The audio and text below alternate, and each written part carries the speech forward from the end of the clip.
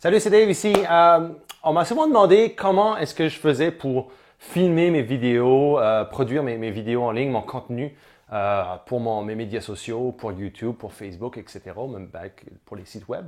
Je vais vous montrer vraiment aujourd'hui comment est-ce que je le fais, comment est-ce que je prépare mes vidéos, comment on procède derrière le rideau pour vraiment produire ces vidéos-là. Donc, moi, ce que je fais vraiment, la clé, c'est que je garde 2 jours, peut-être tous les 4 à 6 mois, pour faire mes vidéos. D'accord? Donc, je ne fais pas une vidéo par semaine ou peu importe. Vraiment, je garde mon contenu pour moi.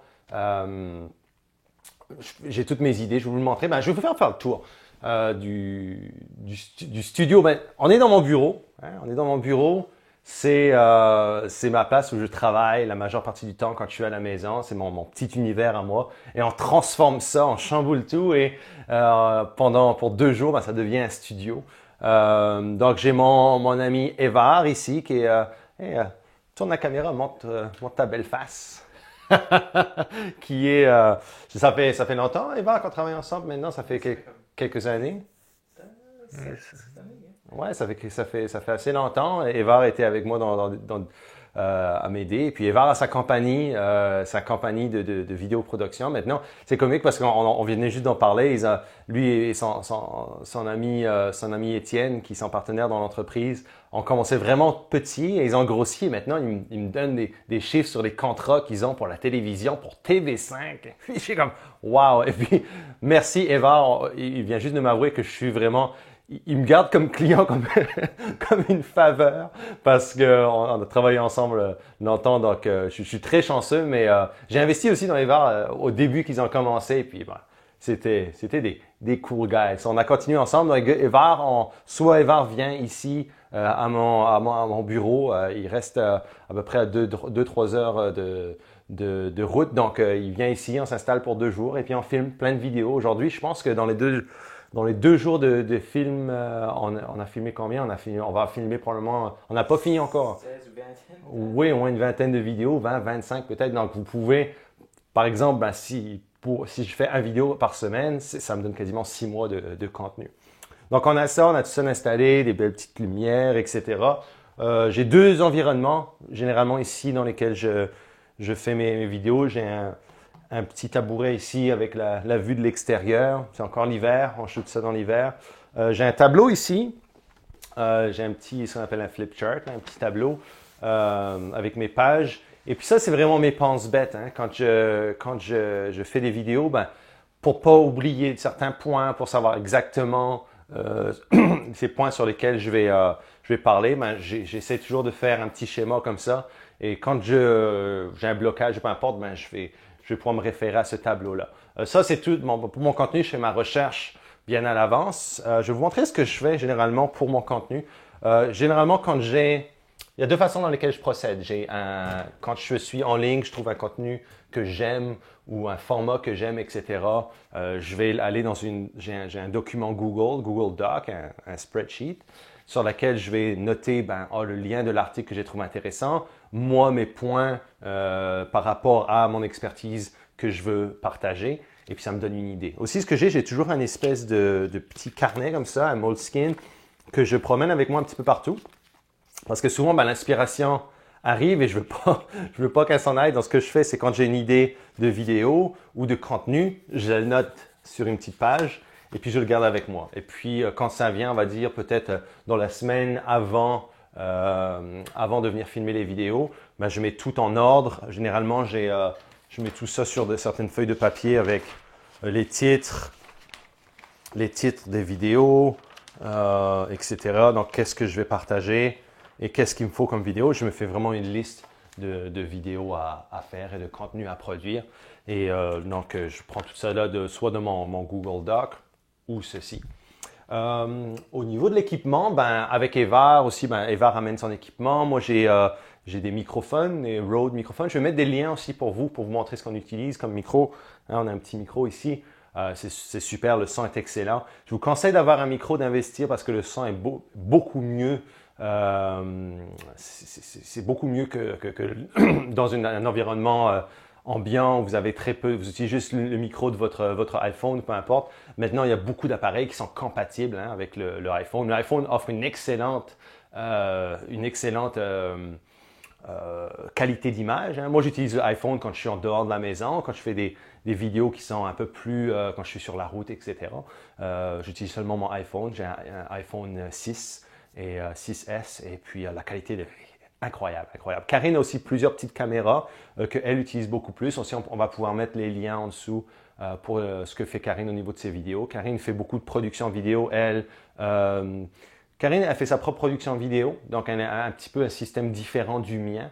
Moi, j'aime ça grouper mes vidéos parce que je suis très, très occupé et il faut vraiment que je book le plus de temps, comme 2 jours, pour pouvoir faire ces vidéos, avoir plus de contenu, être prêt, plutôt que de le faire chaque semaine et devoir me setter, etc., mettre tout en place. Donc, c'est ça. Donc ici, le bureau est un petit peu en désordre, mais bon, on a toujours un petit café pour garder l'énergie haute. C'est ça que je parlais à Eva tout à l'heure, c'est que généralement, quand vous avez de l'énergie, c'est le temps de le faire. Hein. Généralement, les premières vidéos, par exemple, les deuxièmes vidéos on est dans notre deuxième journée aujourd'hui de tournage. La première journée, les premières vidéos que j'ai fait, j'étais un petit peu hésitant. Il y avait certaines choses que ça marchait pas bien. Maintenant, on allume la caméra, go, on y va, one shot. Et j'essaie toujours de faire mes vidéos en une seule prise. Hein. Des fois, c'est plus difficile, mais moi, j'aime beaucoup mieux une seule prise. Au niveau de l'édition, d'éditer le vidéo, c'est beaucoup plus facile. Hein. Vous pouvez juste mettre un intro une outro pour la sortie à la fin du vidéo. C'est beaucoup plus facile. Pour moi, c'est la façon la plus facile. Et aussi, une fois que vous faites 1 ou 2 vidéos, vous avez beaucoup plus d'énergie. Donc, il faut garder cette énergie. Et moi, généralement, ce que je fais, c'est que j'essaie de garder mon énergie haute avec toujours un peu de café et ne pas arrêter. Hein. Toujours arrêter, faire des vidéos parce que l'énergie reste là. Vos pensées sont beaucoup plus claires parce que vous parlez souvent des mêmes, votre lingo, hein, le langage que vous utilisez est souvent le même. Donc, vous pouvez vous mettre en mode production vidéo. Donc, c'est toujours bon. J'ai toujours un petit peu d'eau, j'ai de l'eau de coconut, etc. Moi, dans mon bureau, j'ai toujours des tableaux blancs ici avec tous mes projets, etc., des choses sur lesquelles je travaille. J'ai toujours 2 tableaux blancs sur lesquels je travaille. Je n'utilise pas pour filmer, mais ça, c'est pour mon environnement de travail. J'ai un bureau ici. Aussi différents habits, hein, j'ai différents t-shirts, j'ai différentes chemises que j'utilise pour les tournages parce que vous ne voulez pas avoir toujours la même chose sur les tournages. Donc, j'essaie de varier. Je vais faire un ou 2 vidéos avec ce t-shirt-là. Après, je vais avoir un ou 2 vidéos avec celui-là, etc. Et dans la rotation dans laquelle de vos vidéos, eh bien, vous faites la rotation de vos habits aussi. C'est ça. Puis bon, ici, j'ai ma bibliothèque avec tous mes livres, etc. Il y en a encore derrière le tableau blanc. Ici, c'est pas un tableau blanc que je laisse tout le temps. C'est un tableau blanc que j'utilise juste pour filmer mes vidéos, hein, et faire des programmes d'éducation, etc. Donc, j'attache ça sur ma bibliothèque et puis ça me permet de faire mes vidéos là. Donc, on a 2 angles de vue dans mon petit office. Et puis, c'est ça. Et puis, au niveau de l'équipement, je vais vous mettre un petit peu une liste, mais vraiment une caméra. Ça peut être, moi, j'utilise Evar a des super caméras, mais vous pouvez utiliser un iPhone, une plus petite caméra, un bon microphone, un petit peu de lumière. Evar fera une petite liste de matériel pour vous. Et puis c'est ça. J'ai aussi, si vous voulez voir aussi ça, c'est pour les podcasts, etc. Quand je fais des entrevues, je mets mon microphone là et ça me permet de parler un petit peu comme un système radio. C'est très pratique. Et puis voilà. Donc vraiment, le message ici, c'était de vous montrer comment est-ce que moi je produisais mes vidéos, comment je faisais le tournage de mes vidéos.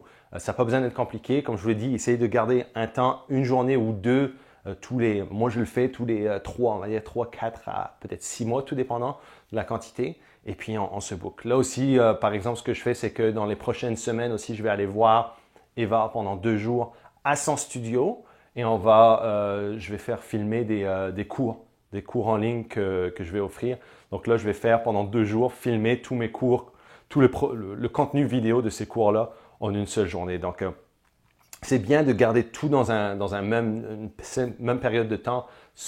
Après, j'ai plus besoin d'y penser. Je peux passer plusieurs mois sans nécessairement avoir besoin d'être devant une caméra, etc. Et ça me fait vraiment, ce temps-là, je l'utilise maintenant pour penser à mon prochain contenu, offrir de meilleurs contenus, améliorer mon contenu, etc. Donc voilà, j'espère que ça vous aide. Je reçois énormément de questions par rapport à ça parce que beaucoup de monde ne savent pas comment commencer des vidéos, faire des vidéos. Ben, c'est la façon que je procède. Vous avez un accès maintenant à l'arrière-scène. Donc voilà, j'espère que ça a été bénéfique pour vous et on se reparle bientôt. Bye bye. Rebonjour, c'est Dave encore une fois. Si vous avez aimé cette vidéo, je vous invite à faire deux choses. Numéro 1, chaque semaine, j'offre des formations webinaires gratuites pour montrer votre entreprise en ligne à succès. Une entreprise qui vous apportera plus de revenus, qui offrira plus d'impact et qui vous apportera bien sûr plus de liberté. Donc, j'offre ces formations webinaires totalement gratuites. Vous pouvez cliquer le lien ci-dessus. Et aussi, je vous invite à visiter le site web de l'Académie Altitude, academyaltitude.com, pour plus de ressources gratuites, plus de vidéos et plus d'articles gratuits pour vous aider à monter vos activités en ligne. Donc, je vous remercie et à bientôt.